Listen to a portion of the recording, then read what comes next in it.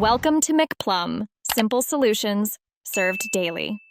You start by ensuring firmware and game support for 120 frames per second. Update your Xbox now. Next, connect via an HDMI 2, one cable, or a certified high-speed HDMI 2.0 cable to a 120Hz port on your TV or monitor.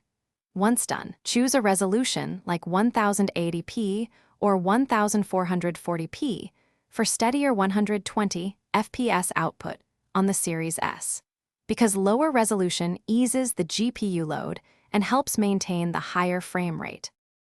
Now, go into Settings, right arrow General, right arrow TV and Display Options, and enable 120Hz video modes.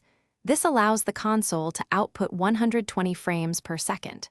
Make sure variable refresh rate is enabled if your display supports it, since VRR smooths frame pacing and reduces stutter.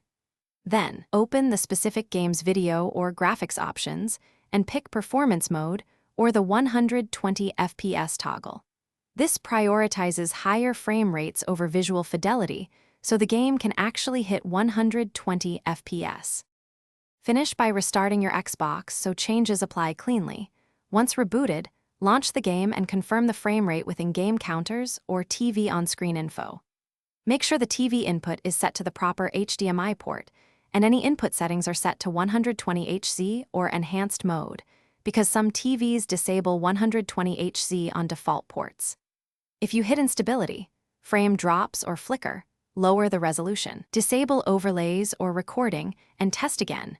That usually resolves bandwidth or performance bottlenecks. Thanks for watching. Stay juicy and subscribe.